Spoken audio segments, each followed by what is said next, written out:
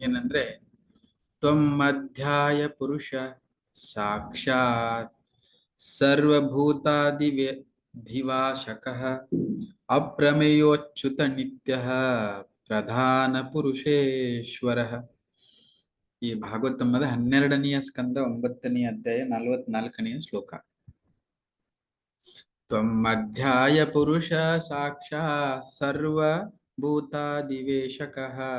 ಅಪ್ರಮೇಯೋಚ್ಯುತೋ ನಿತ್ಯ ಪ್ರಧಾನ ಪುರುಷೇಶ್ವರ. ಇದರರ್ಥ, ಭಗವಂತ ಇಡೀ ಜಗತ್ತನ್ನು ಆಳುವವನು, ಎಲ್ಲವನ್ನೂ ತನ್ನ ನಿಯಂತ್ರಣದಲ್ಲಿ ಇಟ್ಕೊಳ್ಳುವವನು, ಅವನು ಶಾಶ್ವತವಾಗಿರುವವನು. ಅಷ್ಟೇ ಅಲ್ಲ, ಈ ಭೌತಿಕ ವಸ್ತುಗಳೇನಿದಾವೆ, ಭೌತಿಕ ಜಗತ್ತು ಮತ್ತು ಇಡೀ ಆಧ್ಯಾತ್ಮಿಕ ಜಗತ್ತಿನ ಎಲ್ಲವನ್ನ ನಿಯಂತ್ರಣ ಮಾಡಿ ತನ್ನಲ್ಲಿ ಇಟ್ಟುಕೊಳ್ಳುವವನು ಅವನೊಬ್ಬನೇ. ಹಾಗೆ ಅಲ್ಲಿ ಇವರು ಮಾರ್ಕಂಡೇಯ ಋಷಿ ಪ್ರಾರ್ಥನೆ ಮಾಡ್ತಾರೆ. ನಾವು ಮೊನ್ನೆ ಸಂಕ್ಷಿಪ್ತವಾಗಿ ಮಾರ್ಕಂಡೇಯ ಋಷಿಯನ್ನ ಬಗ್ಗೆ ನಾವು ಕೇಳಿದ್ವಿ. ಈ ಮಾರ್ಕಂಡೇಯ ಋಷಿ ಬಗ್ಗೆ ಇನ್ನೊಂದು ಸ್ವಲ್ಪ ನಾವು ಚರ್ಚೆ ಮಾಡ್ಕೊಂಡು ಹೋಗುವ. ಓಕೆ, ಈ ಮಾರ್ಕಂಡೇಯ ಋಷಿ ಬೇರೆ ಯಾರೂ ಅಲ್ಲ, ಇನ್ನೊಬ್ಬ ಸಾಧುನ ಮಗ ಆಗಿರ್ತಾನೆ. ಓಕೆ, ಅವನ ಹೆಸರು ಮೃಕಂಡು ಋಷಿ ಅಂತ. ಈ ಮೃಕಂಡು ಋಷಿನೂ ಕೂಡ ಸಹ ಏನಾಗಿರ್ತಾನಂದ್ರೆ ಶಿವನ ಭಕ್ತನಾಗಿರ್ತಾನೆ. ಅವಾಗ ಅವನಿಗೆ ಮಕ್ಕಳು ಇರಲಿಲ್ಲ. ಓಕೆ, ಸಂತಾನ ಇರದೆ ಕಾರಣಕ್ಕಾಗಿ ಮೃಕಂಡು ಋಷಿ ಶಿವನಲ್ಲಿ ತುಂಬಾ ತಪಸ್ಸನ್ನ ಮಾಡಿ ವರವನ್ನ ಪಡ್ಕೊಳ್ತಾನೆ, ವಿನಂತಿ ಮಾಡ್ಕೊಳ್ತಾನೆ ಶಿವನಿಗೆ, ನನಗೆ ಒಬ್ಬ ಪುತ್ರ ಬೇಕು ಅಂತೇಳಿ. ಹಾಗಾಗಿ ಅವನಿಗೆ 2 ಆಪ್ಷನ್ ಕೊಡ್ತಾರೆ ಶಿವ. ಒಂದು, ನಿನಗೆ ಏನಪ್ಪಾ ಅಂದ್ರೆ ಒಬ್ಬ ಧರ್ಮ ನಿಷ್ಠಾವಂತ ಒಬ್ಬ ಮಗ ಸಿಗ್ತಾನೆ. ಓಕೆ, ಜಗತ್ತಿನಲ್ಲಿ ಗುಣಗಾನ ಪಡುವಂತ ಮಗ ಸಿಗ್ತಾನೆ. ಎಲ್ಲ ನೀತಿ ಧರ್ಮದ ಮಾರ್ಗದಲ್ಲಿ ನಡೆಯುವಂತವನು, ಎಲ್ಲ ನೀತಿ ಉಳ್ಳವನು ಅಂತ ಮಗ ಸಿಗ್ತಾನೆ. ಆದ್ರೆ ಅವನಿಗೆ ತುಂಬಾ ಕಡಿಮೆ ವಯಸ್ಸು, ಬರೀ 16, ತುಂಬಾ ಇನ್ನು ಕಡಿಮೆ ವಯಸ್ಸಿರುತ್ತೆ. ಆದ್ರೆ ನಿಮ್ಗೆ ಇನ್ನೂ ಜಾಸ್ತಿ ಸಮಯ ಬೇಕಂತ ಮಗ ಆದ್ರೆ ಅವನು ಕೂಡ ಸಿಗ್ತಾನೆ. ಬಟ್ ಅವನು ತುಂಬಾ ರಾಕ್ಷಸ ಗುಣಗಳನ್ನು ಹೊಂದ್ಕೊಂಡಿರ್ತಾನೆ. ಸೊ ಯಾವುದು ಬೇಕಂತ ಕೇಳಿದಾಗ, ಜಾಸ್ತಿ ಸಮಯ ಬೇಕೋ ಮಕ್ಕ, ನಿನಗೆ ಜಾಸ್ತಿ ಸಮಯ ಜೀವನದಲ್ಲಿ ಬೇಕೋ ಅಥವಾ ಕಡಿಮೆ ಸಮಯ ಬೇಕೋ? ಆದ್ರೆ ಕಡಿಮೆ ಸಮಯ ಇದ್ರೆ ಒಳ್ಳೆ ಗುಣಗಳೇ, ಜಾಸ್ತಿ ಸಮಯ ಇದ್ರೆ ಎಲ್ಲ ಕೆಟ್ಟ ಗುಣಗಳಿರ್ತವೆ. ಆದ್ರೆ ಮೃಕಂಡು ಋಷಿ ಅವನು ಋಷಿ ಆಗಿರೋದ್ರಿಂದ ಎಲ್ಲ ಜ್ಞಾನ ಇರುತ್ತೆ. ಸೊ ಅಂತ ಮಗನನ್ನ ಪಡ್ಕೊಂಡು ಏನು ಉಪಯೋಗ ಇದೆ ಅಂತ ಹೇಳ್ಬಿಟ್ಟು ಇಂಥದೇ ಮಗನನ್ನ ಕೇಳ್ತಾನೆ. ಹಾಗಾಗಿ ಆ ಮೃಕಂಡು ಋಷಿಯ ಮಗ ಮಾರ್ಕಂಡೇಯ, ತಂದೆಯ ಹೆಸರಿನಲ್ಲಿ ಋಷಿ ಹೆಸರು ಬರುತ್ತೆ. ಇವನು ಕೂಡ ಋಷಿ ಇರ್ತಾನೆ. ತಂದೆಯ ಪದಚಿಹ್ನದಲ್ಲಿ ನಡೀತಾ ಅವನು ಸಹ ಮತ್ತೆ ಶಿವ ಮತ್ತು ವಿಷ್ಣು ಇಬ್ಬರನ್ನು ಆರಾಧನೆ ಮಾಡ್ತಾ ಇರ್ತಾನೆ. ತುಂಬಾ ಅವನ ಹಾರ್ಟ್ ತುಂಬಾ ಕನೆಕ್ಟ್ ಇರುತ್ತೆ ಆ ಶಿವನ ಆರಾಧನೆಯಲ್ಲಿ. ಪ್ರತಿದಿನ ಮಂತ್ರ ಜಪ, ಅನೇಕ ಪೂಜಾ ವಿಧಾನ ಅರ್ಚನೆಗಳನ್ನು ಮಾಡ್ತಾ ತನ್ನ ಜೀವನ ಕಳೀತಾ ಇರ್ತಾನೆ. ಹೇಗೆ ಅವರ ತಂದೆಗೆ ಯಾವ ರೀತಿ ಒಂದು ಆಶೀರ್ವಾದ ಸಿಕ್ಕಿತ್ತು ಇವನು ಪಡ್ಕೊಳ್ಳೋಕ್ಕಿಂತ ಮೊದಲು, ಅದೇ ರೀತಿ ಆ ಸಮಯ ಬರುತ್ತೆ. ಆ ಸಮಯ ಬಂದಾಗ ಮೃತ್ಯು, ಯಾರು ತೀರಿ ಹೋದ ಏನು ಮೃತ್ಯು ಕಾಲಕ್ಕೆ ಸಮಯದಲ್ಲಿ ಯಾರು ಬರ್ತಾರೆ, ಬಾಗಿಲಿಗೆ ಶಬ್ದ ಮಾಡಿ ಯಮದೂತರು ಬರ್ತಾರೆ. ಯಮದೂತರು ಬಂದಾದ್ಮೇಲೆ ಅವ್ರು ಕರೀತಾರೆ, ನಿನ್ ಸಮಯ ಮುಗೀತು, ಹೋಗುವ ಬಾ ಅಂತ. ಆದ್ರೆ ಇವ್ರಿಗಿಷ್ಟ ಇಲ್ಲ ನನಗೆ ಹೋಗ್ಲಿಕ್ಕೆ. ಹಾಗಾಗಿ ಶಿವನನ್ನ ಭಕ್ತನಾಗಿರುವುದರಿಂದ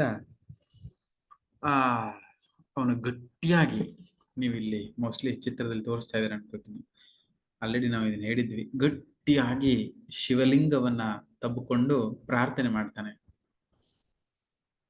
ಆ ಸಮಯದಲ್ಲಿ ಅವನ ಭಕ್ತಿ, ಅವನ ತಪಸ್ಸು, ಅವನ ಪ್ರಾರ್ಥನೆಗೆ ಮೆಚ್ಚಿ ಶಿವನಿಗೆ ಇನ್ನೊಂದು ಹೆಸರಿದೆ, ಅಶುತೋಷ್ ಅಂತ. ತುಂಬಾ ಸರಳವಾಗಿ ಒಲಿದ್ ಬಿಡೋವನು, ಬಹಳ ಬೋಲಾಬಾಲೆ ಅಂತಾರಲ್ಲ, ಬಾಲಾಬೋಲೆ ಬೋಲಾಬಾಲೆ. ಸೊ ತುಂಬಾ ಬೇಗನೆ ಒಲಿದು ಬಿಡುವಂತವನು ಶಿವ. ಹಾಗಾಗಿ ಏನಾಯ್ತು ಅಂದ್ರೆ ಅಲ್ಲಿ ಪ್ರಕಟ ಆಗ್ತಾನೆ ಶಿವ. ತನ್ನ ಭಕ್ತನ ಸನ್ನಿವೇಶವನ್ನ ನೋಡದೆ ತಡೆಯಲಾರದೆ ಅವನಿಗೆ ಕೋಪ ಬರುತ್ತೆ. ಯಮದೂತರಿಗೆ ಹಗ್ಗ ಹಾಕಿ ಎಳಿತಾ ಇದ್ದಾರೆ. ಶಿವ ಅಲ್ಲಿ ಪ್ರಕಟ ಆಗಿಬಿಟ್ಟು ಆ ಯಮದೂತರನ್ನ ಓಡಿಸಿಬಿಡ್ತಾನೆ. ನನ್ನ ಭಕ್ತನಿಗೆ ನೀವು ಕರ್ಕೊಂಡು ಹೋಗೋಕಿಲ್ಲ, ಅವನಿಗೆ ನಾನು ಚಿರಂಜೀವಿ ಅಂತ. ಸೊ ಇಡೀ ಈ ಎಷ್ಟೋ ಮೊನ್ನೆ ಹೇಳಿದ ಹಾಗೆ ನಾನು 7 ಕಲ್ಪಗಳವರೆಗೆ ಅವನಿಗೆ ಈ ಸೃಷ್ಟಿಯಲ್ಲಿ ಇರ್ಲಿಕ್ಕೆ ಆಯುಷ್ ಇರುತ್ತೆ ಅಂತ ಹೇಳ್ಬಿಟ್ಟು ಆಶೀರ್ವಾದ ಮಾಡ್ತಾರೆ. ಹಾಗೆ 7 ಕಲ್ಪಗಳು ನಾವು ಚರ್ಚೆ ಮಾಡ್ತಾ ಇದ್ವಿ. ಹಾಗೆ ಒಂದು ಕಲ್ಪದಲ್ಲಿ ಏನಾಯ್ತಂದ್ರೆ ಈ ಭಾಗವತಮದಲ್ಲಿ ಈ 12ನೆಯ ಸ್ಕಂದ, ಈ 12ನೇ ಸ್ಕಂದದಲ್ಲಿ ಭಾಗವತಂ ಎಲ್ಲರಿಗೂ ಗೊತ್ತಿದೆ. ಈ ಭಾಗವತಮದಲ್ಲಿ ಒಂದೊಂದು ಸ್ಕಂದಗಳು ಒಂದೊಂದು ವಿಷಯಗಳನ್ನೇ ಚರ್ಚೆ ಮಾಡ್ತಾ ಹೋಗ್ತಾರೆ. ಹೆಂಗೆ ಸ್ಟಾರ್ಟಿಂಗ್ ಅಲ್ಲಿ ಪ್ರೇಯರ್ಸ್ ಇಂದ ಅಂದ್ರೆ 2 ಸ್ಕಂದಗಳನ್ನ ಭಗವಂತನ ಚರಣೆಗೆ ಹೋಲಿಸ್ತಾರೆ. ಹಾಗೆ 2 ಸ್ಕಂದಗಳನ್ನ ಹೋಲಿಸ್ತಾರೆ. ಕೊನೆಗೆ 10ನೇ ಸ್ಕಂದ ಮುಖಾರವಿಂದ ಹೋಲಿಸ್ತಾರೆ. ಆಕ್ಚುಲಿ ಈ 12ನೇ ಸ್ಕಂದ ಕಲಿಯುಗದ ಬಗ್ಗೆ ನೀವು ಇನ್ನೂ ಏನಾದ್ರು ಡೀಟೇಲ್ ಆಗಿ ಕಲ್ಕೋಬೇಕು, ಕಲಿಯುಗ ಮುಂದೆ ಮುಂದೆ ಏನಾಗತ್ತೆ ಅಂತಂದ್ರೆ 12ನೇ ಸ್ಕಂದ ಹೋಗ್ಬೇಕು. ಕೊನೆಯ ಸ್ಕಂದದಲ್ಲಿ ಕಲಿಕೆ ಅವತಾರ ಮತ್ತೆ ಇಡೀ ಕಲಿಯುಗದ ಬಗ್ಗೆ ವರ್ಣನೆ ಇದೆ. ಏನೆಲ್ಲ ಈಗ ನೀವು ಮುಂದೆ ಮುಂದೆ ಕೊರೋನಾ ಬಂತು, ಅದು ಬಂತು, ಅದನ್ನ ನೋಡ್ತಿರಲ್ಲ, ಅವು ಎಲ್ಲವೂ ಭಾಗವತಂದಲ್ಲಿ ಆಲ್ರೆಡಿ ಇದೆ. ಏನು ಸರ್ಪ್ರೈಸ್ ಆಗಬೇಕಂತ ಏನೂ ಇಲ್ಲ. ಮುಂದೆ ಇನ್ನು 10 ವರ್ಷ ಬಿಟ್ಟು 5 ವರ್ಷ ಬಿಟ್ಟು ಇಲ್ಲಿ ಏನಾರು ಆಗತ್ತೆ, ಏನಾರು ಬರುತ್ತೆ ಅಂತಂದ್ರೆ ಎಲ್ಲವೂ ಕೂಡ ಆಲ್ರೆಡಿ ಅದರಲ್ಲಿದೆ. ಇವನ್ ಪ್ರಭುಪಾದರು ಒಂದು ಲೆಕ್ಚರ್ ಕೊಟ್ಟಿದ್ರು.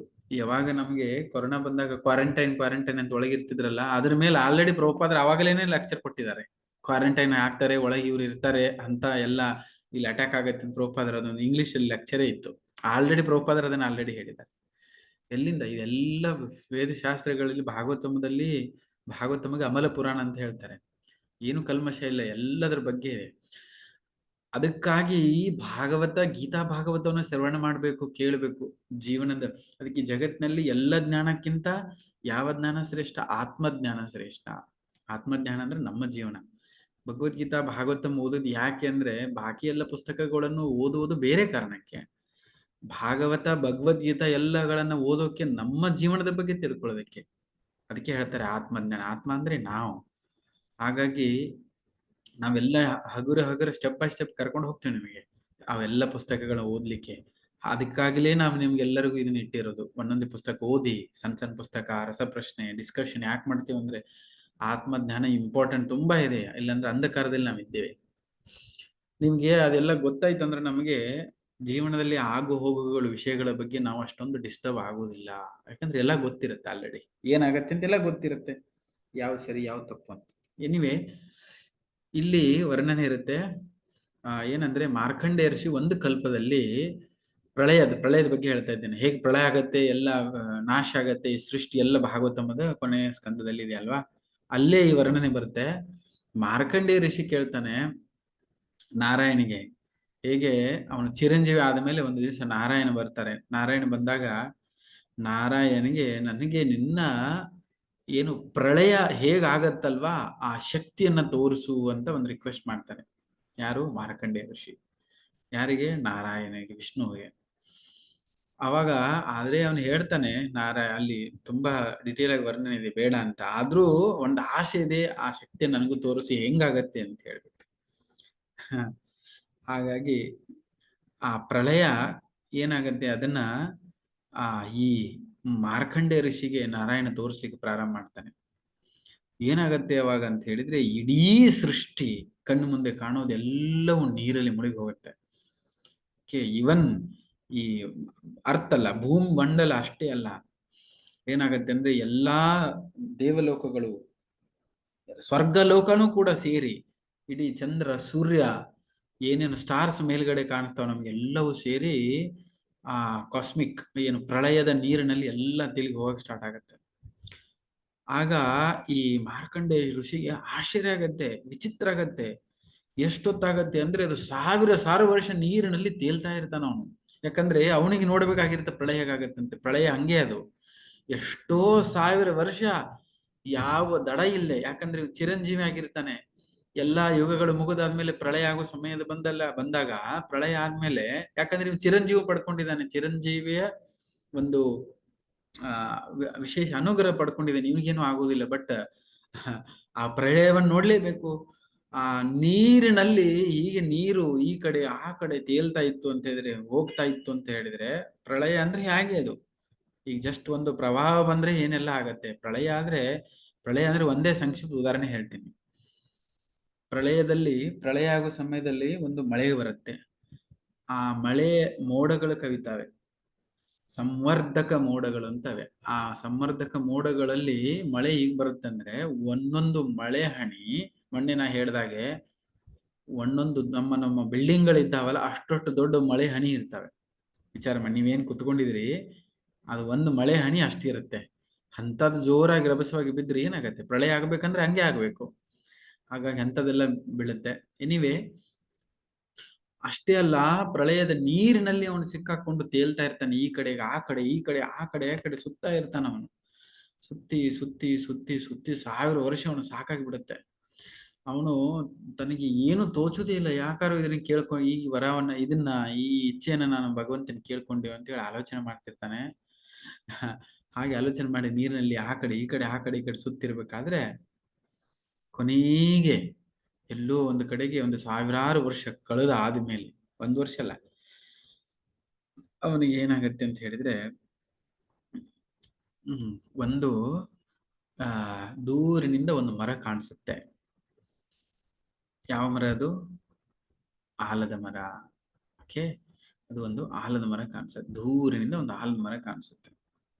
ಆ ಆಲದ ಮರದಲ್ಲಿ ಒಂದು ಎಲೆಯಲ್ಲಿ, ಆಲದ ಮರದ ಎಲೆ ಅಲ್ಲ, ಬನ್ಯಾನ್ ಟ್ರೀಗೆ ಆಲದ ಮರ ಅನ್ನೋದಲ್ಲ ನೀವು, ಎಸ್, ಅದರದ್ದು ಒಂದು ಎಲೆ. ಆ ಎಲೆಯ ಮೇಲೆ ಬಾಲ ಮುಕುಂದ ಶ್ರೀಕೃಷ್ಣ ಮಲ್ಕೊಂಡು ಆಟ ಆಡ್ತಿರ್ತಾನೆ. ಚಿತ್ರದಲ್ಲಿ ಕಾಣಿಸ್ತಾ ಇದ್ದಾರೆ ನೋಡಿ ನಮ್ಮ ರೋಹಿತ್ ಪ್ರಭು. ದೊಡ್ಡ ಮರ ಇರುತ್ತೆ, ಪ್ರಳಯ ನೀರಿನಲ್ಲಿ ಮುಳುಗಿ ಹೋಗಿರ್ತಾನೆ ಮಾರ್ಕಂಡೇಯ. ಆದ್ರೆ ಮರದಲ್ಲಿ ಒಂದು ಎಲೆಯ ಮೇಲೆ ಅವನು ಆಡ್ತಾ ಇರ್ತಾನೆ. ಹೇಗೆ ಆಡ್ತಾ ಇರ್ತಾನೆ ಅಂದ್ರೆ, ಬಾಲ ಮುಕುಂದ ಚಿಕ್ಕ ಮಗುವಿನ ರೂಪದಲ್ಲಿ ತನ್ನ ಕಾಲಿನ ಹೆಬ್ಬೆರಳನ್ನ ಬಾಯಿಯೊಳಗೆ ಇಟ್ಟುಕೊಂಡು ಚೀಪ್ತಾ ಆಟ ಆಡ್ತಿರ್ತಾನೆ, ಸ್ಮೈಲ್ ಕೊಡ್ತಾ. ಇಡೀ ಜಗತ್ನಲ್ಲಿ ಬ್ರಹ್ಮಾಂಡದಲ್ಲಿ ಏನೂ ಕಾಣಿಸ್ತಾ ಇರೋದಿಲ್ಲ, ಇದು ಒಂದೇ ಬಿಟ್ಟು. ಇದು ಒಂದೇ ಒಂದು ಮರ ಕಾಣಿಸ್ತಿರ್ತಾ, ಆ ಮರದಲ್ಲಿ ಒಂದು ಇದು ಎಲೆಯ ಮೇಲೆ ಅವನೊಬ್ನ ಇರ್ತಾನೆ. ಅವನಿಗೆ ಆಕಾಶವಾಣಿ ಆಗತ್ತೆ. ಆಕಾಶವಾಣಿ ಆದ ತಕ್ಷಣ ಅವನ ಆ ಕಡೆ ನೋಡ್ತಾನೆ, ಈ ಸುಂದರವಾದ ರೂಪ ಕಾಣಿಸುತ್ತೆ. ತುಂಬಾ ಶರೀರದಿಂದ ಸ್ವಯಂ ಪ್ರಕಾಶ ಬರ್ತಾ ಇರುತ್ತೆ. ಅಷ್ಟೇ ಅಲ್ಲ, ಸುಂದರವಾದ ಮುಖ, ನಗ್ತಾ ಇರ್ತಾನೆ. ಆಮೇಲೆ ತನ್ನ ಕಾಲಿನ ಬೆರಳುಗಳನ್ನು ಅವನು ತಾನೇ ಚೀಪ್ತಾ ಇರ್ತಾನೆ. ಮಾರ್ಕಂಡೇಯ ಋಷಿ ಆ ನೀರಿನಲ್ಲಿ ತಾಣ್ಯವಾಗಿ ಈಸ್ಕೊಂಡು ಹೋಗ್ಬೇಕು. ಅವನು ರಭಸವಾಗಿ ಆ ನೀರೇ ಎಳ್ಕೊಂಡು ಅಲ್ಲಿ ಹೋಗುತ್ತೆ. ನೀರು ಎಳ್ಕೊಂಡು ಹೋದಾಗ, ನೀರು ಈ ರೀತಿ ಎಳ್ಕೊಂಡು ಹೋಗತ್ತೆ ಅಂತ ಹೇಳಿದ್ರೆ, ಈ ನೀರು ಆ ನೀರು ಎಳ್ಕೊಂಡು ಹೋಗಿದ್ ನೀರು ಎಲ್ಲಿ ಹೋಗುತ್ತೆ ಅಂದ್ರೆ, ಕೃಷ್ಣನ ಬಾಯಿ ಒಳಗೆ ಹೋಗುತ್ತೆ. ಆ ನೀರಿನೊಟ್ಟಿಗೆ ಮಾರ್ಕಂಡೇಯ ಋಷಿನೂ ಕೂಡ ಕೃಷ್ಣನ ಬಾಯಿ ಒಳಗಡೆ, ಹೊಟ್ಟೆ ಒಳಗೆ ಹೋಗ್ತಾನೆ. ಈಗ ಇಷ್ಟೇ ಈ ಬ್ರಹ್ಮಾಂಡವನ್ನ ಎಲ್ಲವನ್ನ ನೋಡಿರ್ತಾನೆ. ಇಡೀ ಸೃಷ್ಟಿ ಬ್ರಹ್ಮಾಂಡ ಎಲ್ಲ ನೀರಿನಲ್ಲಿ ಮುಳುಗೋದು ನೋಡಿರ್ತಾನೆ. ಕೊನೆಗೆ ತನ್ನನ್ನ ಸೇರಿಕೊಂಡು ತಾನೇ ಕೃಷ್ಣನ ಹೊಟ್ಟೆ ಒಳಗೆ ಹೋಗ್ತಾನೆ. ಒಳಗೆ ಹೋದಾದ್ಮೇಲೆ ಏನಾಗತ್ತೆ ಅಂದ್ರೆ, ಮತ್ತೆ ದೊಡ್ಡ ದೊಡ್ಡ ಬೆಟ್ಟ ಗುಡ್ಡಗಳು, ಓಕೆ, ಅಷ್ಟೇ ಅಲ್ಲ, ದೊಡ್ಡ ದೊಡ್ಡ ಸಮುದ್ರಗಳು, ದೇವತೆಗಳು, ಬೇರೆ ಬೇರೆ ಏನು ಪ್ಲಾನೆಟ್ಸ್ಗಳಿದ್ದಾವೆ, ಅವು ಎಲ್ಲವನ್ನ ಕೃಷ್ಣನ ಹೃದಯ ಹೊಟ್ಟೆ ಒಳಗೆ ನೋಡಕ್ ಸ್ಟಾರ್ಟ್ ಮಾಡ್ತಾನೆ. ಓಕೆ, ಆಮೇಲೆ ತುಂಬಾ ಸಮಯವನ್ನು ಒಳಗಡೆ ನೋಡಿ ನೋಡಿ ನೋಡಿ ಒಮ್ಮೆ ಜೋರಾಗಿ ನೀರ್ ಎಲ್ಲ ಸೇರಿ ಹೊರಗಡೆ ಬಂದ್ಬಿಡುತ್ತೆ. ಅವನು ಮತ್ತೆ ವಾಪಸ್ ಹೊರಗಡೆ ಬರ್ತಾನೆ. ಮತ್ತೆ ಅವಾಗ ಏನ್ ಮಾಡ್ತಾನೆ ಅವನು? ಈ ಒಳಗಡೆ ಹೋದಾಗ ಎಲ್ಲ ಸೃಷ್ಟಿನೂ ನೋಡಿದ, ತನ್ನನ್ನು ನೋಡಿದ, ಭಗವಂತನ ನೋಡಿದ, ಮತ್ತೆ ಎಲ್ಲವನ್ನ ನೋಡಿ ನೀರ್ ಹೊರಗಡೆ ಹೊರಗೆ ಹಾಕಿದಾಗ ಹೊರಗಡೆ ಬರ್ತಾನೆ. ಆವಾಗಲೂ ಕೂಡ ಮತ್ತೆ ಕೃಷ್ಣನನ್ನೇ ಹೊರಗಡೆ ನೋಡ್ತಾ ಇದ್ದಾನೆ. ಇವನಿಗೆ ಏನು ಅರ್ಥನೇ ಆಗೋದಿಲ್ಲ ಏನಾಗ್ತಿದೆ ಅಂತ. ಅವಾಗ ಏನಾಗತ್ತೆ ಅಂದ್ರೆ, ಈ ಭಗವಂತನ ಶಕ್ತಿ, ಅದ್ಭುತ ಶಕ್ತಿ ಹೇಗೆ ಯಶೋಧ ಮಾಯಾಗೂ ತೋರಿಸಿದ್ದ, ಕೃಷ್ಣ ಮಣ್ಣು ತಿಂದಾಗ ಇಡೀ ಬಾಯಿಯಲ್ಲಿ ಬ್ರಹ್ಮಾಂಡವನ್ನೇ ತೋರಿಸಿದ್ದ. ಇದರಿಂದ ಅರ್ಥ ಆಗತ್ತೆ, ಇಡೀ ಸೃಷ್ಟಿ ಕೂಡ ಎಲ್ಲಿದೆ ಅಂದ್ರೆ ಭಗವಂತನ ಹೊಟ್ಟೆಯಲ್ಲಿದೆ, ಅವನ ಉದರದ ಒಳಗಡೆ ಇದೆ. ಓಕೆ, ಇಂಥದವನ್ನ ಅದ್ಭುತ ಭಗವಂತನ ಯೂನಿವರ್ಸಲ್ ಫಾರ್ಮ್, ವಿಶ್ವರೂಪವನ್ನ ಏನ್ ಮಾಡ್ತಾನೆ ಅಂತ ಹೇಳಿದ್ರೆ ಪ್ರಳಯದ ಜೊತೆಗೆ ಈ ಮಾರ್ಕಂಡ ಋಷಿಗೆ ತೋರಿಸ್ತಾನೆ. ಆಮೇಲೆ ಭಾಗವತದಲ್ಲಿ ವರ್ಣನೆ ಬರುತ್ತೆ ಹೇಗೆ ಮಾರ್ಕಂಡ ಋಷಿ ಅವನು ತುಂಬಾ ಏನಾಗ್ತಾನೆ ಆ ಟಯರ್ಡ್, ಈ ಗಾಟ್ ಟಯರ್ಡ್, ಏನಂತಾರೆ ಅದಕ್ಕೆ, ಸುಸ್ತಾಗಿ ಬಿಟ್ಟಿರ್ತದ ಅವನಿಗೆ. ಸಾವಿರ ಸಾವಿರ ವರ್ಷ ಈ ಪ್ರಳಯದ ನೀರಿನಲ್ಲಿ ಸುತ್ತಿ ಸುತ್ತಿ ಕೊನೆಗೆ ಕೃಷ್ಣ ನೋಡ್ತಾನೆ, ಎಲ್ಲೋ ಕಡೆ ಖುಷಿ ಆಗತ್ತೆ, ಒಳಗ್ ಹೋಗ್ತಾನೆ, ಅಲ್ಲಿ ಒಂದು ನೋಡ್ತಾನೆ, ಏನೇನ್ ಜೀವನದಲ್ಲಿ ನೋಡಬಾರ್ದಿತ್ತು ಎಲ್ಲವನ್ನು ನೋಡ್ತಾನೆ. ಅವನು ಭ್ರಮಿತ ಆಗ್ತಾನೆ. ಅದಾದ್ಮೇಲೆ ಭಗವಂತನಿಗೊಂದು ಪ್ರಾರ್ಥನೆ ಮಾಡ್ತಾನೆ, ಹೇ ಕೃಷ್ಣ, ಮೊದಲು ಇದೇನು ಸೃಷ್ಟಿ ಲೀಲಾ ಪ್ರಳಯ ಲೀಲಾ ಇದೆಲ್ಲ ನನಗೆ ಬೇಡ, ಇದು ನೋಡೋದೇ ಬೇಡ ನನಗೆ, ನನಗೆ ಇಷ್ಟ ಇಲ್ಲ ಇದು ನೋಡೋದು. ಕೃಷ್ಣ ನಾರಾಯಣ ಹೇಳ್ತಾನೆ, ನೀನು ಮೊದಲು ನೀನೇ ಕೇಳಿದ್ದಲ್ಲ, ನಾನು ಬೇಡ ಅಂದ್ರು ನೀನೇ ಕೇಳಿದ್ದಲ್ಲ ಅಂತ. ಅವಾಗ ತಿಳಿಲಿಲ್ಲ ನನಗೆ ಗೊತ್ತಾಗಿಲ್ಲ, ನೋಡಬೇಕಂದು ಒಂದು ಕುತೂಹಲ ಇಷ್ಟೇ ಇತ್ತು. ಆದ್ರೆ ಈಗ ಅರ್ಥ ಇತ್ತು, ಇದನ್ನ ನಾನು ಅರ್ಥ ಮಾಡ್ಕೊಳಕ್ ಆಗೋದಿಲ್ಲ, ಇದನ್ನ ಸಹಿಸ್ಕೊಳ್ಳಿಕ್ಕೂ ಆಗಲ್ಲ, ಇಂಥ ಒಂದು ಲೀಲೆಯನ್ನ ದಯವಿಟ್ಟು ಇದನ್ನ ನಂಗೆ ತೋರಿಸೋದು ಬೇಡ ಅಂತ ಹೇಳ್ತಾನೆ. ಅವಾಗ ಆ ಲೀಲೆ ಎಂಡ್ ಆಗತ್ತೆ. ಅವನಿಗೆ ಕಣ್ಣಿದ್ರೆ ಕಾಣುವಂತ ಎಲ್ಲವನ್ನ ನಾರಾಯಣ ಕ್ಲೋಸ್ ಮಾಡ್ತಾನೆ. ಅಷ್ಟೇ ಅಲ್ಲ, ಗರುಡ ಮೇಲೆ ಕುತ್ಕೊಂಡ್ಬಿಟ್ಟು ನಾರಾಯಣ ಮಾರ್ಕಂಡೇಯನ ಎದುರುಗಡೆ ಬರ್ತಾನೆ. ಅವಾಗ ಇವೇನು ಭಯ ಪಟ್ಕೊಂಡಿರ್ತಾನೆ ಭಗವಂತನ ಈ ರೂಪವನ್ನೇ ನೋಡಿ ಭಯ ಪಟ್ಕೊಂಡಿರ್ತಾನೆ. ಇವನ್ ಭಗವದ್ಗೀತೆಯಲ್ಲೂ ಅರ್ಜುನನಿಗೆ ಕೃಷ್ಣ ತೋರಿಸಿದಾಗ ವಿಶ್ವರೂಪ ದರ್ಶನ, ಕೊನೆಗೆ ಅದನ್ನೆಲ್ಲ ನೋಡಿಬಿಟ್ಟು ಅರ್ಜುನನು ಅದನ್ನೇ ಹೇಳ್ತಾನೆ. ಏನಂತ ಹೇಳ್ತಾನೆ, ನನಗೆ ಇದು ಬೇಡ, ನಿನ್ನ 2 ಕೈ ಇರುವಂತಹ ರೂಪವನ್ನ ಕೊಟ್ಬಿಡು ವಾಪಸ್ ಅಂತೇಳಿ ಭಗವದ್ಗೀತೆಯಲ್ಲಿ ವರ್ಣನೆ ಇದೆ. ಅದಕ್ಕೆ ಭಗವಂತನ ಭಕ್ತರಿಗೆ 2 ಕೈ ಇರುವಂತ ರೂಪ, 2 ಭುಜ ಇರುವಂತ ರೂಪ ತುಂಬಾ ಆಕರ್ಷಕ. ಬಾಕಿದೆಲ್ಲ ಸಹಿಸ್ಕೊಳಿಕ್ ನಮಗ ಆಗಲ್ಲ. ಅದಕ್ಕೆ ಭಗವಂತನ ಭಕ್ತರು 2 ಕೈ ರೂಪ ಇಲ್ಲಿರುವುದು ಭಗವಂತ ಎಲ್ಲಿ ವಾಸವಾಗಿದ್ದಾನೆ? ಗೋಲೋಕದಲ್ಲಿ. 4 ಕೈ ಇರೋನು ವೈಕುಂಠದಲ್ಲಿ. ಭಕ್ತರಿಗೆ ಎಲ್ಲಿ ಹೋಗ್ಬೇಕು ನೀವು ಅಂತ ಕೇಳಿದ್ರೆ ವೈಕುಂಠ ಅಂತ ಸೆಲೆಕ್ಟ್ ಮಾಡಲ್ಲ, ಅವ್ರು ಗೋಲೋಕಕ್ಕೆ ಹೋಗ್ಬೇಕಂತಾರೆ.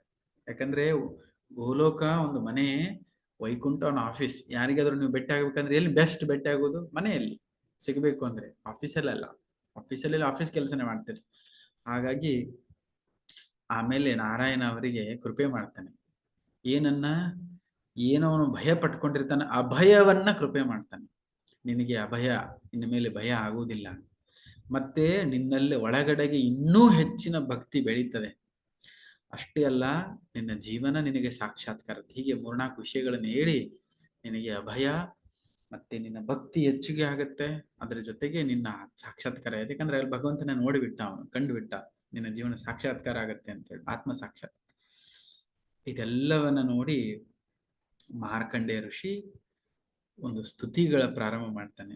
ಹೇ ಭಗವಂತ, ಹೇಗೆ ನಿನ್ನ ರೂಪ, ನಿನ್ನ ಗುಣ ಏನೆಲ್ಲ ಇದೆಯಾ ಅಂತ ಹೇಳಿಬಿಟ್ಟು ಅವನ ಗುಣಗಾನ ಮಾಡ್ತಾ ಅವನು ಪ್ರಾರ್ಥನೆ ಮಾಡ್ತಾನೆ. ಹೇಗೆ ಈ ಜಗತ್ತಿನಲ್ಲಿ ಇವನ್ ದೇವಾನುದೇವತೆಗಳು ಕೂಡ ಅವರು ಸಾವಿನಲ್ಲಿ ಸಿಕ್ಕಾಕೊಂಡಿದ್ದಾರೆ, ಅವರು ಕೂಡ ಭಯ ಇದೆ ಅವ್ರಿಗೆ. ಅದಕ್ಕೆ ನೀವು ನೋಡಿ, ಇಂದ್ರನಿಗೂ ಕುರ್ಚಿ ಟೆನ್ಷನ್ ಇರುತ್ತೆ, ಬಾಕಿ ದೇವಾನುದೇವತೆಗಳಿಗೂ ಕೂಡ ಅವರು ಇರುವಂತ ಶಾಶ್ವತ ಜಾಗ ಅಲ್ಲವು.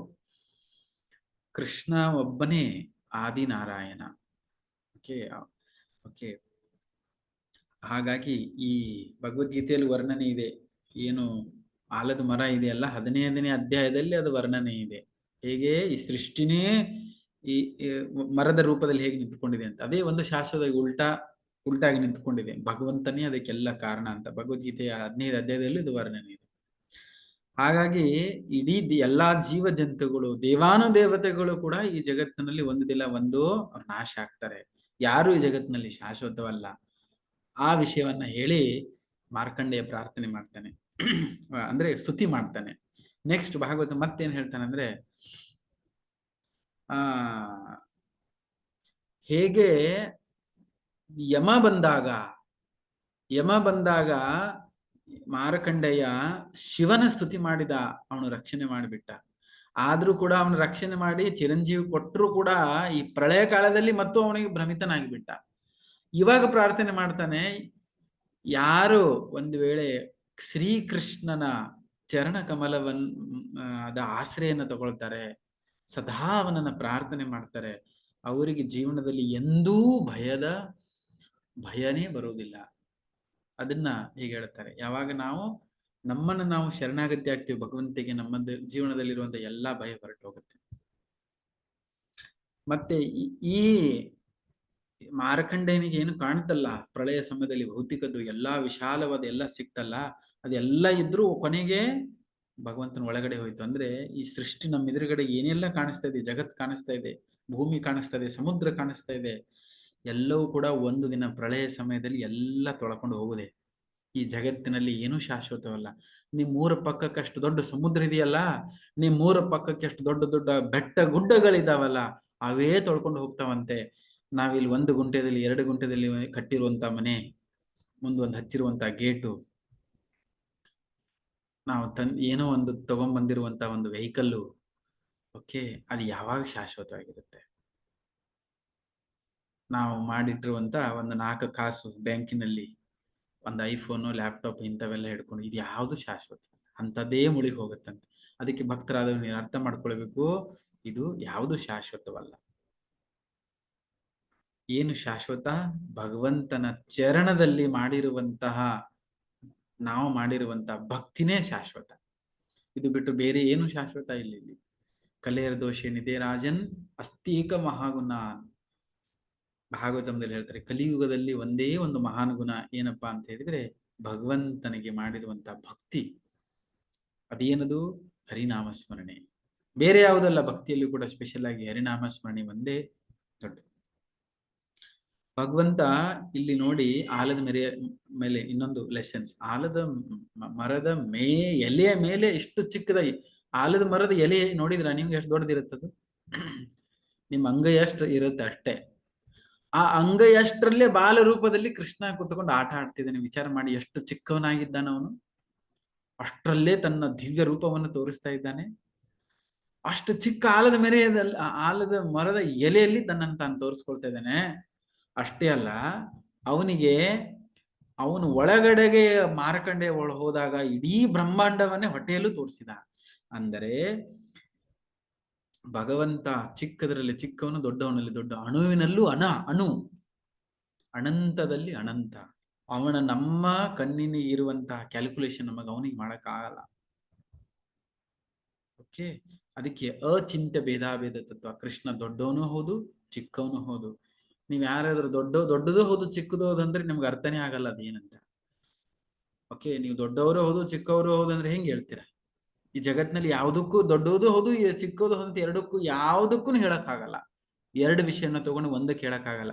ಒಬ್ಬನು ಬೆಳ್ಳಗಿದ್ದಾನೆ, ಅವನು ಕಪ್ಪು ಇದ್ದಾನಂತ ಎರಡು ವಿಷಯ ಹೇಳಕ್ಕಾಗತ್ತ ಒಬ್ಬನಿಗೆ? ಇಲ್ಲ. ಅವನು ಕಪ್ಪರು ಇರ್ಬೋದು, ಬೆಳ್ಳರು ಇರ್ಬೋದು. ವಿದ್ಯಾವಂತ ಇದ್ದಾನೆ, ಇಲ್ಲ ಅಂದ್ರೆ ಅವಿದ್ಯಾವಂತ ಇದ್ದಾನೆ, ದಡ್ಡ ಇದ್ದಾನೆ, ಎರಡರಲ್ಲಿ ಒಂದು ಹೇಳ್ಬೋದು. ಅರ್ಥ ಆಯ್ತಾ? ಅವನು ಧಣಿ ಇದ್ದಾನೆ, ಅವನು ಭಿಕ್ಷುಕ ಇದ್ದಾನೆ, ಎರಡು ಒಂದು ಹೇಳ್ಬೋದು, ಎರಡು ಹೇಳಕ್ಕಾಗಲ್ಲ. ಆದ್ರೆ ಭಗವಂತನಿಗೆ ಇವೆರಡವನ್ನು ಹೇಳ್ಬೋದು ಎಲ್ಲಾ ಸಮಯದಲ್ಲೂ. ಇದನ್ನೇ ಶ್ರೀ ಚೈತನ್ಯ ಮಹಾಪ್ರಭು ನಮ್ಗೆ ಕೊಟ್ಟಿರೋದು ಅಚಿಂತ್ಯ ಭೇದ ತತ್ವ. ಅಚಿಂತ್ಯ ಭೇದ ತತ್ವ ಚೈತನ್ಯ ಮಹಾಪ್ರಭು ಕೊಟ್ಟಿದ್ರು. ಆಧ್ಯಾತ್ಮಿಕ ವಿಷಯಗಳನ್ನ ಇದು ಹೌದು ಇದು ಹೌದು. ನೀವು ಮ್ಯಾಥಮೆಟಿಕ್ಸ್ ಅಲ್ಲಿ 1+1 ಎಷ್ಟಾಗತ್ತೆ? 1+1 ಎಷ್ಟಾಗತ್ತೆ? 2. 1+1 2 ಆಗತ್ತೆ. ಆಧ್ಯಾತ್ಮಿಕದಲ್ಲಿ 1+1 11 ಆಗತ್ತೆ. ಏನೆಲ್ಲ ಪಾಸಿಬಲ್ ಇದೆ ಅದೇ ಆಧ್ಯಾತ್ಮಿಕ. ಓಕೆ, ಇದನ್ನ ಅರ್ಥ ಮಾಡ್ಕೊಳ್ಬೇಕು. ಇದು ನಮ್ಮ ಗ್ರಹಿಕೆಯ ಮೀರಿ ಇರುವಂಥದ್ದು. ಓಕೆ, ಆಮೇಲೆ ನಾವು ಎಲ್ಲ ಫಸ್ಟು ಎಲ್ಲರೂ ಪ್ರಾರ್ಥನೆ ಮಾಡ್ತಾರೆ, ಅಯ್ಯೋ ನನ್ನ ವಿದ್ಯೆ ಕೊಡ್ಲಿ, ಮಕ್ಕಳಿರುವಾಗ ವಿದ್ಯೆ ಕೊಡ್ಲಿ, ಒಳ್ಳೆ ಡಿಗ್ರಿ ಸಿಗ್ಲಿ ಅಂತ ಪ್ರಾರ್ಥನೆ ಮಾಡ್ತಾರೆ. ಅದಾದ್ಮೇಲೆ ಒಂದು ಒಳ್ಳೆ ನೌಕರಿ ಬೇಕು ಅಂತ ಪ್ರಾರ್ಥನೆ ಮಾಡ್ತಾರೆ. ಆಮೇಲೆ ಒಂದು ಒಳ್ಳೆ ಹೆಂಡತಿನೋ ಗಂಡನೋ ಬೇಕಂತ ಪ್ರಾರ್ಥನೆ ಮಾಡ್ತಾರೆ. ಓಕೆ, ಅದಾದ್ಮೇಲೆ ಮದುವೆ ಆಗಿ 1-2 ವರ್ಷ 3 ವರ್ಷ ಆತ ಇಮ್ಮಿಡಿಯೇಟ್ ಮಕ್ಕಳು ಬೇಕಂತ ಪ್ರಾರ್ಥನೆ ಮಾಡ್ತಾರೆ. 2-3 ವರ್ಷದಲ್ಲೇ ನೋಡಿದ್ರೆ ನೀವು ಮಕ್ಕಳಾಗಿಲ್ಲ ಅಂತ ಹೇಳಿದ್ರೆ ಮತ್ತೆ ಹಾಸ್ಪಿಟ್ಲ್ ಹೋಗ್ತಾರೆ, ಅಲ್ಲಿ ಹೋಗ್ತಾರೆ, ಇಲ್ಲಿ ಇದೆಲ್ಲ ದೇವ್ರಿಗೆ ಹೋಗ್ತಾರೆ, ಅದೆಲ್ಲ ಸ್ಟಾರ್ಟ್ ಆಗತ್ತೆ ನೋಡಿ.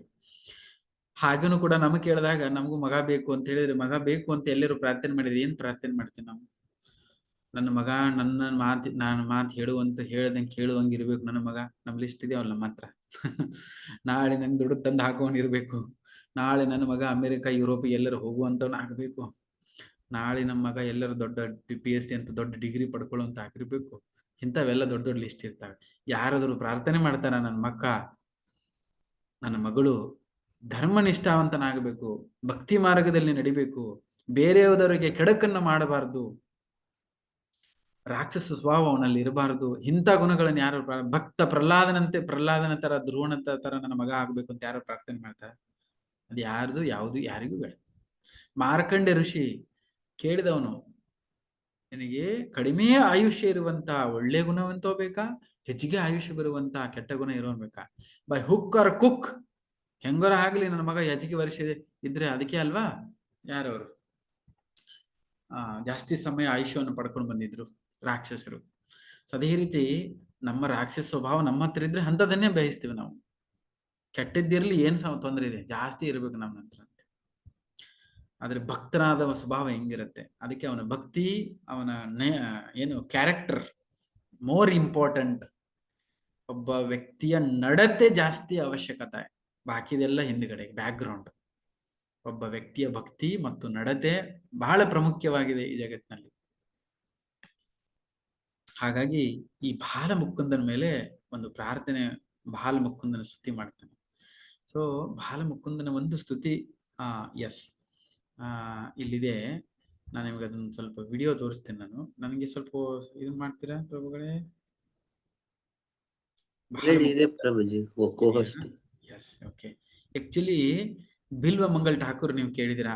ಒಂದ್ಸರಿ ನಾನು ಹೇಳಿದ್ದೇನೆ, ಬಿಲ್ವ ಮಂಗಲ್ ಠಾಕೂರ್ ಅವರು ಕೂಡ ಹೇಗೆ ಒಂದು ಹೆಂಗಸಿನ ಒಬ್ಬ ವೇಶ್ಯಳನ್ನು ಇಷ್ಟಪಟ್ಟುಕೊಂಡು ಇಡೀ ಒಂದು ನದಿನೇ ಹಾರ್ಕೊಂಡು ಹೋಗಿರ್ತಾರೆ, ಹಾವನ್ನ ಹಿಡ್ಕೊಂಡು ವೇಶ್ಯ ಮನೆಗೆ ಹೋಗಿರ್ತಾರೆ. ತಂದೆ ತೀರಿ ಹೋದಾಗ ಅಂತಿಮ ಸಂಸ್ಕಾರವನ್ನು ಬಿಟ್ಟು ಒಂದು ಸತ್ತ ಶವದ ಮೇಲೆ ನದಿಯನ್ನು ಪಾರ್ ಮಾಡ್ಕೊಂಡು ಹೋಗಿರ್ತಾರೆ. ಕೊನೆಗೆ ಏನಾಗತ್ತೆ, ನನಗಿಷ್ಟು ಆಕರ್ಷತೆ ಆಗಿದೆಯಲ್ಲ, ಅದೇ ನಿನ್ನ ಆಕರ್ಷಣೆ ರಾಮಚಂದ್ರನಿಗಾಗಿದ್ರೆ ನೀನ್ ಎಲ್ಲಿ, ಕೃಷ್ಣನಿಗಾಗಿದ್ರೆ ಎಲ್ಲಿ ಇರ್ತಿದ್ಯಾ, ನಿನಗೆ ಅವನು ಒಲ್ದು ಬಿಡ್ತಿದ್ದ ಅಂತ ಒಂದು ಮಾತು ವೈಶ್ಯ ಹೇಳಿದ ತಕ್ಷಣ ಮನೆ ಬಿಟ್ಟು ಬರ್ತಾನೆ. ಈ ನನ್ನ ಕಣ್ಣಿಂದನೇ ಇದೆಲ್ಲ ಸಮಸ್ಯೆ ಅಂತ ಹೇಳಿ ಕಣ್ಣನ್ನು ಕಿತ್ತಾಕ್ಕೊಡ್ತಾನೆ. ನಿಮ್ಗೆ ಗೊತ್ತಿದೆಯಲ್ಲ, ಬಿಲ್ವ ಮಂಗಲ್ ಠಾಕೂರ್ ಎರಡೂ ಕಣ್ಣನ್ನು ಕಿತ್ತಾಕ್ತಾನೆ, ಕುರುಡನಾಗಿ ನಡೀತಾ ವೃಂದಾವನಕ್ಕೆ ಹೋಗ್ತಾನೆ. ಅದೆಲ್ಲ ಕತೆ ಗೊತ್ತಿದೆ ನಿಮಗೆ, ಬಿಲ್ವ ಮಂಗಲ್ ಠಾಕೂರ್ ಅವ್ರದ್ದು. ಓಕೆ, ಕೇವಲ ಅಷ್ಟಕಂ ಅನೇಕ ಭಜನೆಯನ್ನ ಸ್ತೋತ್ರಗಳನ್ನು ಅವರು ಬರೀತಾರೆ ವೃಂದಾವನದಲ್ಲಿ ಕೂತ್ಕೊಂಡು. ಅದರಲ್ಲಿ ಒಂದು ಬಾಲ ಮುಕುಂದ ಸ್ತೋತ್ರ ತುಂಬಾ ಚೆನ್ನಾಗಿದೆ. ರೀಸೆಂಟ್ ಆಗಿ ನಮ್ಮ ಭಕ್ತಿ ಸಾಮಂತ್ ಮಹಾರಾಜರು ಕೂಡ ಪುರಿ ಯಾತ್ರೆಯಲ್ಲಿ ಇದನ್ನ ಹಾಡ್ತಾ ಇದ್ರು, ನಂಗೆ ನೆನಪಾಯ್ತದು. ತುಂಬಾ ಚೆನ್ನಾಗಿದೆ, ಅದನ್ನ ಪ್ಲೇ ಮಾಡ್ತೀನಿ. ನಮ್ಗೆ ಹಾಡಕ್ ಆಗತ್ತಿಲ್ಲ ಗೊತ್ತಿಲ್ಲ, ಈ ಜಸ್ಟ್ ಇದು ಅಲೋ ಮಾಡಿ ಪ್ರಭುಗಳೇ, ಮಾಡಿದ್ರಾ? ಓಕೆ, ತುಂಬಾ ಚೆನ್ನಾಗಿದೆ. ಅದಾದ್ಮೇಲೆ ನಾನು ಒಂದು 2 ಮಿನಿಟ್ಸ್ ಅದರ ಅರ್ಥ ಹೇಳಿ ನೋಡ್ತೀನಿ. ಓಕೆ, ಕೇಳಿಸ್ತಾ ಇದೆಯಾ? ಕೇಳಿಸ್ತಾ ಇದೆಯಾ?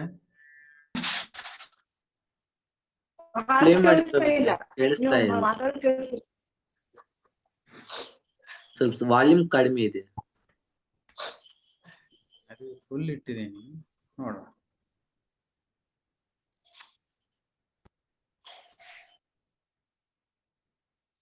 ಎಸ್, ಇದು ತುಂಬಾ ಸುಂದರವಾದಂತಹ ಎಸ್ ಪ್ರಾರ್ಥನೆ, ಬಿಲ್ವ ಮಂಗಲ್ ಠಾಕೂರ್ ಅವರು ಬರೆದಿರುವುದು. ಓಕೆ, ಇದು ಹೀಗೆ ಹೇಳುತ್ತೆ: ಬಾಲಂ ಮುಕುಂದಂ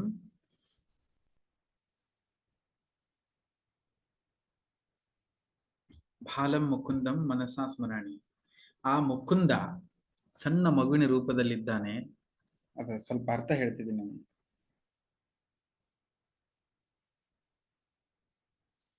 ಚಿಕ್ಕ ಮಗುವಿನ ರೂಪದಲ್ಲಿದ್ದಾನೆ. ಒಂದು ಎಲೆಯ ಅಂಗೈಯಷ್ಟಿರುವಂತಹ ಎಲೆಯ ಮೇಲೆ ಅವನ ಆಟ ಆಡ್ಕೊಂಡಿದ್ದಾನೆ. ಓಕೆ, ಅವನ ಕಣ್ಣುಗಳು ಕಮಲದ ಹೂವಿನಂತೆ ಪಳಪಳ, ಅದೇ ರೀತಿ ಕಾಲುಗಳು ಕಮಲದ ಹೂವಿನಂತೆ. ಅಂತಹ ಮುಕುಂದನಿಗೆ ನಾನು ಸದಾ ನಮಸ್ಕರಿಸುತ್ತೇನೆ, ಅವನಿಗೆ ಪ್ರಣಾಮ ಮಾಡ್ತೇನೆ. ಅಷ್ಟೇ ಅಲ್ಲ, ಅವನು ಮಲ್ಕೊಂಡಿದ್ದಾನೆ. ಮಲ್ಕೊಂಡ್ಬಿಟ್ಟು ಏನ್ ಮಾಡ್ತಿದ್ದಾನೆ, ಆ ರೂಪದಲ್ಲಿ ತನ್ನ ಕಾಲುಗಳನ್ನ ತಾನೇ ಚಿಪ್ತಾ ಇದ್ದಾನೆ, ಬೆರಳುಗಳನ್ನ. ಆ ವ್ಯಕ್ತಿಗೆ ಆದಿನೂ ಇಲ್ಲ, ಅಂತನೂ ಇಲ್ಲ. ಈ ಜಗತ್ತಿನಲ್ಲಿ ಆ ರೂಪದಲ್ಲಿ ಯಾಕೆ ಬಂದಿದ್ದಾನಂದ್ರೆ, ಈ ಜಗತ್ತಿನ ಕಲ್ಯಾಣಕ್ಕಾಗಿ ಅವನು ಬಂದಿದ್ದಾನೆ.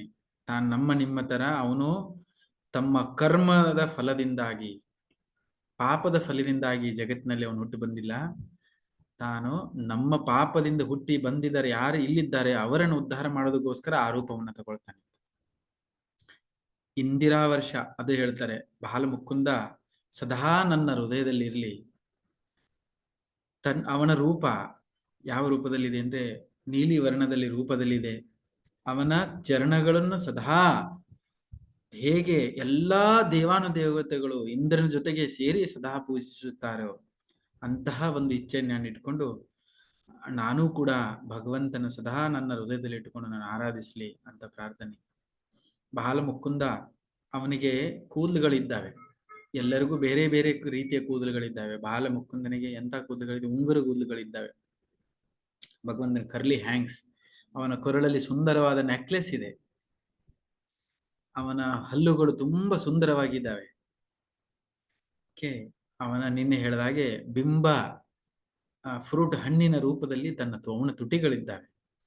ಅವನ ಕಣ್ಣುಗಳು ಇಷ್ಟು ಸುಂದರವಾಗಿದೆ. ನಯನ, ಕಮಲ ನಯನ ಅಂತ ಕರೀತಾರೆ. ಸೊ ಪದ್ಮನಯನ.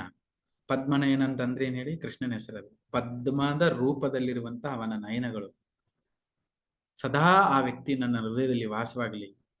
ಅಷ್ಟೇ ಅಲ್ಲ, ಅವನು ಕಾಣ್ಲಿಕ್ಕೆ ಏನ್ ಮಾಡ್ತಾ ಇದ್ದಾನೆ, ಮಲ್ಕೊಂಡಿದ್ದಾನೆ ಅನ್ನೋ ರೂಪದಲ್ಲಿ ಎಲೆ ಮೇಲೆ ಮಲ್ಕೊಂಡಿದ್ದಾನೆ. ಆದ್ರೆ ಒಂದ್ ವೇಳೆ ಭಗವಂತ ನಮ್ಮ ರೀತಿ ರಾತ್ರಿ ನಾವು 8 ತಾಸು ಮಲ್ಕೊಳ್ತೇವಲ್ಲ, 6 ತಾಸು, ಆ ರೀತಿ ಒಂದ್ ವೇಳೆ ಭಗವಂತ ನಿದ್ರೆಗೆ ಹೋಗಿಬಿಟ್ರೆ ಏನಾಗತ್ತೆ ಜಗತ್ತು?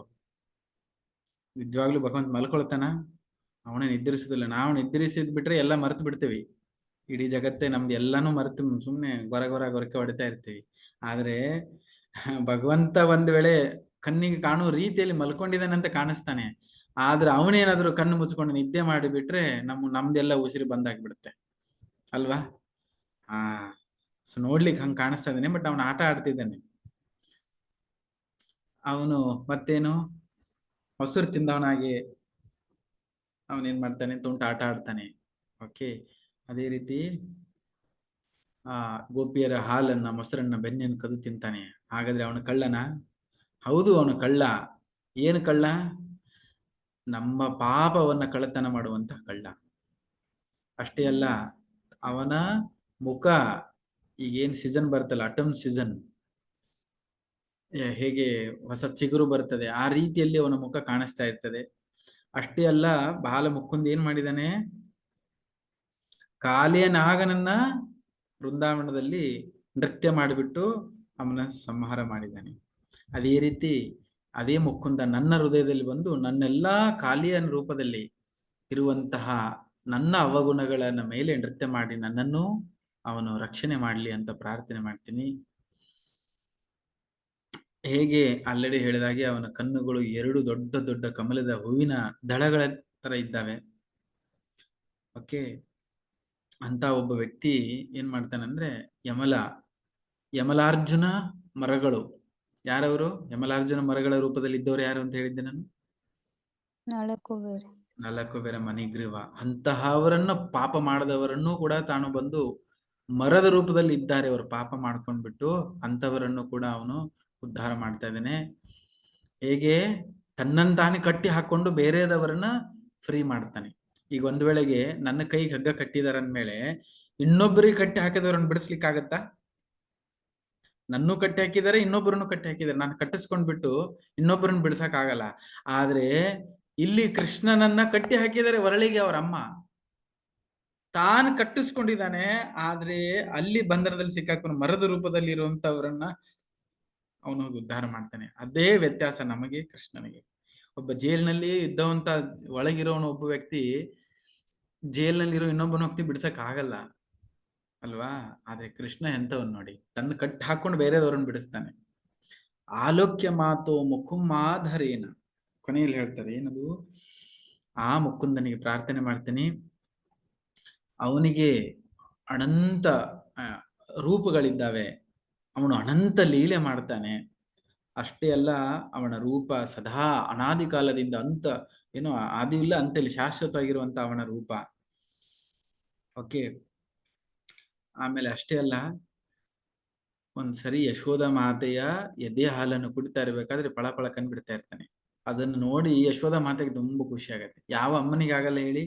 ತಾಯಂದಿರಿಗೆ ತನ್ನ ಚಿಕ್ಕ ಮಗುವನ್ನು ನೋಡಿದ್ರೆ ಹಾಲು ಕುಡಿಸುವಾಗಲಿ ಆಟ ಆಡಿಸುವಾಗಲಿ, ಇವನ್ ಆ ಚಿಕ್ಕ ಮಕ್ಕಳು ಏನಾದ್ರು ಸ್ಕೂಲ್ಗೆ ಅಥವಾ ಯಾವ್ದಾದ್ರು ಊರಿಗೆ ಹೊರಗೆ ಹೋದ್ರೆ ಆ ಮಕ್ಕಳ ಬಟ್ಟೆ ತೊಳೆಯುವಾಗ ಕೂಡ ಬಟ್ಟೆ ಒಳಗಡೆಗೆ ತಾಯಿ ತನ್ನ ಮಗುವನ್ನು ನೋಡ್ತಾ ಇರ್ತಾಳೆ. ಅಷ್ಟೊಂದು ವಾತ್ಸಲ್ಯ ಪ್ರೀತಿ ಇರುತ್ತೆ. ಇಂತಹ ಆಡಿಸಿದಳೆ ಯಶೋಧೆ ಮಗನೆಂದು ತಿಳಿಯೂತ ಜಗದೋದ್ಧಾರನ. ಕೇಳಿದ್ರ? ದಾಸರು ಹೇಳ್ತಾರೆ, ಜಗದ ಉದ್ಧಾರಕನನ್ನ ಯಶೋಧ ಆಡಿಸಿದಳು. ಏನೆಂದು? ಮಗನೆಂದು ತಿಳಿದ. ಅವಳಿಗೆ ಗೊತ್ತಿಲ್ಲ ನನ್ನ ಮಗ ಇಡೀ ಜಗತ್ತಿನ ಉದ್ಧಾರಕ, ಆದ್ರೆ ತಾನೇನ್ ತಿಳ್ಕೊಂಡಿದ್ದಾಳೆ ನನ್ನ ಮಗ ಅಂತ. ಆ ರೀತಿ ಅವಳು ಹಾಲು ಕುಡಿಸ್ತಾ ಇರ್ತಾರೆ, ಅದೆಲ್ಲ ನೋಡ ಅವನು ಮಗುನ್ ತರಾನೇ ಆಕ್ಟಿಂಗ್ ಮಾಡ್ತಿರ್ತಾನೆ ಇಲ್ಲಿ. ನೋಡಕ್ಕೆ ಅವ್ರ ಅಮ್ಮನ ತರ ಚಿಕ್ಕ ಮಗುನ್ ತರ ಆಟ ಆಡ್ತಿರ್ತಾನೆ, ಬಟ್ ಅವ್ನ್ ಚಿಕ್ಕ ಮಗು ಅಲ್ಲ, ಇಡೀ ಅವ್ರ ಅಮ್ಮನನ್ನು ಸೃಷ್ಟಿ ಮಾಡಿದವನು ಅವನೇ. ಸೊ ಅಂತಹ ಮುಕುಂದ ಸದಾ ನನ್ನ ಜೀವನದಲ್ಲಿ ಇಲ್ಲಿ ಅವನಿಗೆ ಪದೇ ಪದೇ ನಾನು ಪ್ರಣಾಮ ಮಾಡ್ತೀನಿ ಅಂತ ಹೇಳ್ಬಿಟ್ಟು ಈ ಮುಕುಂದ ಬಾಲ ಮುಕುಂದ ಅಷ್ಟಕ ತುಂಬಾ ಚೆನ್ನಾಗಿದೆ ಇದು, ಯಾವಾಗಾದ್ರೂ ಕೇಳಿ. ಓಕೆ, ಹರೇ ಕೃಷ್ಣ ಕೃಷ್ಣ ಕೃಷ್ಣ ಹರೇ ಹರೇ, ಹರೇ ರಾಮ ರಾಮ ರಾಮ ಹರೇ ಹರೇ. ಆಕ್ಚುಲಿ ಇನ್ನೂ ಭಾಗವತಂ ನಾವೆಲ್ಲ ತೆಗೆದು ಓದಕ್ ಪ್ರಾರಂಭ ಮಾಡಿದ್ರೆ 12ನೇ ಸ್ಕಂದದಲ್ಲಿರುವಂತ ಈ ಮಾರ್ಕಂಡೇಯ ಋಷಿಯ ಅದ್ಭುತ ಲೀಲೆ ಏನಿದೆ, ಭಗವಂತನಿಗೆ ಸಂಬಂಧಿತ ಅನೇಕ ನಮ್ಮ ಜೀವನದಲ್ಲಿ ಗೃಹಸ್ಥರಾದಂಥವ್ರು ನಮ್ಮ ಜೀವನ ಮಾಡ್ಬೇಕಾದ್ರೆ ಹೇಗೆ ಇಲ್ಲಿದ್ಕೊಂಡು ಜೀವನ ಮಾಡ್ಬೇಕು, ಎಲ್ಲ ಒಂದೊಂದು ವಿಷಯಗಳು ಅಲ್ಲಿ ತುಂಬಾ ಇದೆ. ಭಾಗವತಂ ಓದಕ್ ಸ್ಟಾರ್ಟ್ ಮಾಡಿದ್ರೆ ನಿಮ್ಗೆಲ್ಲ ಗೊತ್ತಾಗ್ತದೆ. ಒಂದೊಂದು ವಿಷಯಗಳು ಹೊರಗಡೆ ಜೀವನದ ಮೌಲ್ಯಗಳಲ್ಲಿ ಬರ್ತವೆ. ಏನೆಲ್ಲ ಮಾಡ್ಬೇಕು, ಏನೇನ್ ನಾವು ಜೀವನದಲ್ಲಿ ಮಾಡ್ಬೇಕು, ಯಾವ ರೀತಿ ಮಾಡ್ಬೇಕು ಅನ್ನೋ ದಾರಿ ಭಗವದ್ಗೀತೆ ಭಾಗವತಂ ತೋರಿಸ್ಕೊಡತ್ತೆ. ಅದಕ್ಕೆ ಮ್ಯಾನ್ಯುವಲ್ ಆಫ್ ಲೈಫ್ ಅಂತಾರೆ. ಏನದು? Hand book. ಯಾವ್ದಾರ ಎಲೆಕ್ಟ್ರಾನಿಕ್ಸ್ ವಸ್ತುಗಳನ್ನ ಖರೀದಿ ಮಾಡಿದಾಗ ಹ್ಯಾಂಡ್ ಬುಕ್ ಬರುತ್ತೆ, ಅದ್ರ ಬಗ್ಗೆ ಅದರೊಳಗೆ ಎಲ್ಲ ಅದ್ರ ಬಗ್ಗೆ ವಿವರಣೆ ಕೊಟ್ಟಿರ್ತಾರೆ. ಅದೇ ರೀತಿ ಈ ಭಗವದ್ಗೀತೆ ಏನಿದೆ ಹ್ಯಾಂಡ್ ಬುಕ್ ನಮ್ಮ ಜೀವನಕ್ಕೆ. ಯಾರೊಬ್ಬ ವ್ಯಕ್ತಿ ಓದ್ತಾನೆ, ಇಡೀ ಜೀವನದ ಎಲ್ಲ ಮೋಡಗಳೇನಿದ್ದಾವೆ ಎಲ್ಲ ರಸ್ತೆಗಳು ಓಪನ್ ಆಗ್ತವೆ. ಎಂತಹ ಸನ್ನಿವೇಶದಲ್ಲೂ ಸಂಘರ್ಷದಲ್ಲೂ ಒಬ್ಬ ವ್ಯಕ್ತಿ ವಿಚಲಿತನಾಗುವುದಿಲ್ಲ. ಹೇಗೆ ಮಾರ್ಕಂಡೇಯ ಋಷಿಗೆ ಭಯ ಪಡ್ಲಿಲ್ಲ, ಕೊನೆಗೆ ಭಯ ನಿನಗೆ ನಿರ್ಭಯನಾಗುವಂತ ಆಶೀರ್ವಾದ ಮಾಡ್ತಾನೆ ನಾರಾಯಣ ಆದಿನಾರಾಯಣ. ಅದೇ ರೀತಿ ಭಗವಂತ ನಾವು ಆಶ್ರಯ ಪಡ್ಕೊಂಡು ಇದೇ ಭಾವದಲ್ಲಿ ನಾವು ಭಕ್ತಿ ಮಾಡಿದ್ದಾಗಿದ್ರೆ ಯಾವ ಭಯವೂ ನಮ್ಮ ಜೀವನದಲ್ಲಿ ಬರ್ಲಿಕ್ಕಿಲ್ಲ, ಅಭಯ. ಅದಕ್ಕೆ ಶ್ರೀಲ ಪ್ರಭುಪಾದರ ಹೆಸರು AC ಭಕ್ತಿವೇದಾಂತ ಸ್ವಾಮಿ. ಏನಂದ್ರೆ ಹಂಗಂದ್ರೇನು? ಅಭಯ ಚರಣಾರವಿಂದ. ಅಭಯ ಇರುವಂತ ಚರಣಗಳು ಶ್ರೀಕೃಷ್ಣ, ಅವನ ಚರಣ ಆಶ್ರಯ ಪಡ್ಕೊಂಡಂತವ್ರು ಅವರು. ಅದೇ ರೀತಿ ಅದೇ ಭಾಗ್ಯ ನಮಗೂ ಕೂಡ ಸಿಗತ್ತೆ. ಓಕೆ, ಅತಿ ಸರಳ ವಿಧಾನ ಕಲಿಯುಗದಲ್ಲಿ. ಹರೇ ಕೃಷ್ಣ ಕೃಷ್ಣ ಕೃಷ್ಣ ಹರೇ ಹರೇ, ಹರೇ ರಾಮ ರಾಮ ರಾಮ ಹರೇ ಹರೇ. ಮಾರ್ಕಂಡೇಯ ಋಷಿ ಕಿ ಜಯ, भाल मुकुंद की जय, जगन्नाथ बलदेव सुभद्रा मैया की जय, श्री कृष्ण बलराम श्याम सुंदर गौरनीता श्री गौर भक्तवृंद की जय। वांछा कल्पतरुभ्यश्च कृपा सिंधुभ्येव च पतितानां पावनेभ्यो वैष्णवेभ्यो नमो नमः। अनंत कोटि वैष्णववृंद की जय, श्रील प्रभुपाद की जय। अनंत कोटि वैष्णववृंद ऑनलाइन भक्ति वृक्ष भक्ति बिंदु भक्तवृंद की जय। Thank you.